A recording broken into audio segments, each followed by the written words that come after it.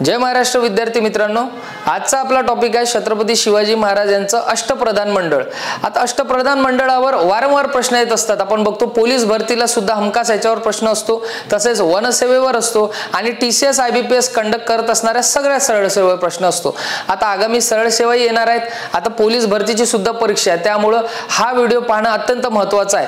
तसेच मागे जे मी इथे लिहिलेलं आहे याचा तुम्ही काय करा, व्हिडिओ सुरू असताना स्क्रीनशॉट काढून ठेवा किंवा मग तो व्हिडिओ वारंवार बघा, कारण व्हिडिओ हा लॉंग व्हिडिओ नसणार आहे, शॉर्ट व्हिडिओ असल्यामुळे आणि छोटा 5 ते 10 मिनिटाचा व्हिडिओ असल्यामुळे तो तुम्ही वारंवार रिव्हिजन साठी वापरू शकता। आपण आता हे अष्टप्रधान मंडळ महाराजांनी आपल्याला माहिती आहे की छत्रपती शिवाजी महाराज यांना मॅनेजमेंट गुरु म्हटले जाते। म्हणजे यांचं जे व्यवस्थापन होतं अतिशय सुंदर आणि उत्तम होतं, त्याचमुळे छत्रपती शिवाजी महाराज हे पूर्ण जगात माहिती आहे की नाही। आणि म्हणून मग त्यांनी काय केलं होतं, 8 लोकांना त्यांची पद आणि त्याचे काम वाटून दिले होते आणि मग त्यांचं काम कोणतं होतं किंवा त्यांचं नाव कोणतं होतं किंवा त्यांच्याकडे कोणतं पद होतं ह्यावरती प्रश्न विचारला जातो। तर बघा, पहिलं पद जे आहे ते पहिलं पद आहे प्रधानाचं। प्रधान कोण होते आपल्या स्वराज्यात? मोरो त्र्यंबक पिंगळे। व्यवस्थित नाव लक्षात घ्या, मोरो त्र्यंबक पिंगळे यांच्याकडे प्रधानाचं पद होतं आणि प्रधान काय करत असतो? राज्य कारभार चालवत असतो। आता आपले पंतप्रधान म्हटले जाते, तर पंतप्रधान कोण आहेत? आपले कोण आहेत? मोदीजी आहेत। तर ते काय करतात? आपला राज्य कारभार, आपला देश चालवतात। तसंच त्यावेळेला सुद्धा प्रधानांचं काम काय होतं? राज्य कारभार चालवण्याचं काम होतं। बघू दुसरं पद, रामचंद्र मुजुमदार। रामचंद्र मुजुमदारांकडे अमात्य हे पद होतं। लक्षात घ्या, अमात्य हे पद होतं आणि त्या पदाचं काम काय होतं? का राज्याचा जमा खर्च पाहणे। जमा खर्च पाहणे म्हणजे स्वराज्यात किती पैसे शिल्लक आहेत ते पाहणे, त्याच्यानुसार व्यवस्था करणे। युद्धाच्या वेळेस काय करायचं? युद्धाच्या वेळेस जास्त पैसा लागायचा, कुठे आक्रमण करायचं आहे, कुठला किल्ला जिंकायचा आहे, त्याच्यामुळे त्याचं सगळं मॅनेजमेंट जे आहे, पैसे किती शिल्लक आहेत किती नाही, किती मोहरा शिल्लक आहेत किती नाही, ह्याचं सगळं मॅनेजमेंट कोणाकडे होतं? अमात्यांकडे होतं, म्हणजे रामचंद्र मुजुमदारांकडे। तिसरं आपण बघतो अण्णाजी दत्त।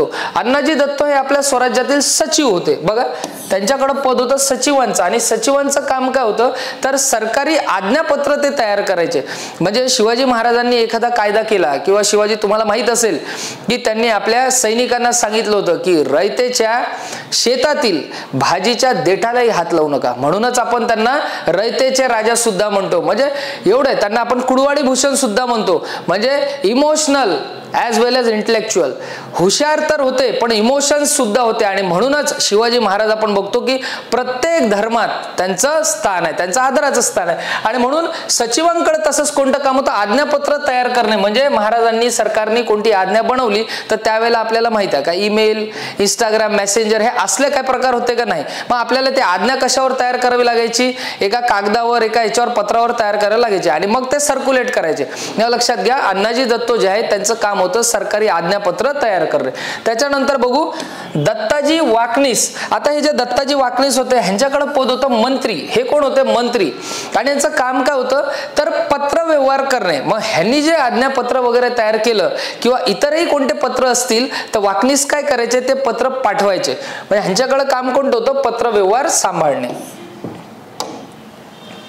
पुढचं आपण बघू हंबीरराव मोहिते। अरे सरसेनापती हंबीरराव मोहिते सगळ्यांनाच माहिती आहे कोण होते? स्वराज्याचे सेनापती होते। स्वराज्याचा पाया भक्कम करणारे असे आपले सेनापती होते आणि त्यांचं काम काय होतं? सेनापत्याचं काम काय असते?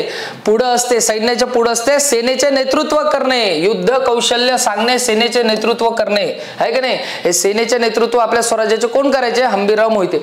त्याच्यानंतर बघू रामचंद्र डबीर। आता हे जे रामचंद्र डबीर आहे ह्यांच्याकडे सुमंत हे पद होतं, है ना? रामचंद्र डबीर यांच्याकडे कोणतं होतं? सुमंत हे पद होतं। त्यांचं काम होतं परराज्याशी संबंध ठेवणे। बघा, शिवाजी महाराजांच्या काळात सुद्धा फॉरेन मिनिस्टर होते, फॉरेन मिनिस्टर म्हणून काम करायचे, फक्त आपण काय म्हणायचो? त्यांना सुमंत म्हणायचो। आता जसं आपले फॉरेन मिनिस्टर काय करतात?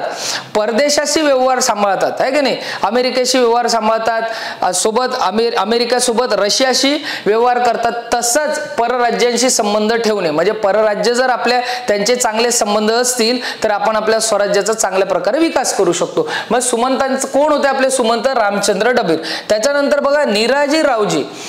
निराजी रावजींकडे पद होतं न्यायाधीशाचं आणि न्यायाधीश जो असतो तो आता पण आपल्याला माहित आहे न्यायाधीशाचं काम असते न्यायदान करणे, स्वराज्यात न्याय देणे हे निराजी रावजी यांचं काम होतं। आता बघा निराजीचा न पासून आपण न्यायदान करणे असं लक्षात ठेवू शकतो।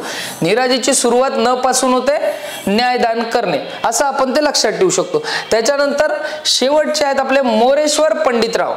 आता बघा मोरेश्वर मध्येच ईश्वर येतो बघा, मोरेश्वर मध्येच ईश्वर येतो आणि मग ईश्वर आले की काय येते, धर्म येतात है ना, ईश्वर आले की धर्म येतात. म्हणून मग मोरेश्वर पंडितरावांचं आपण कसं लक्षात ठेवायचं की धार्मिक व्यवहार पाहणे, त्यांच्याकडे धार्मिक व्यवहार, पूजा उपासना, धार्मिक कार्यक्रम घेण्याचं सगळं काम हे मोरेश्वर पंडितरावांकडे होतं.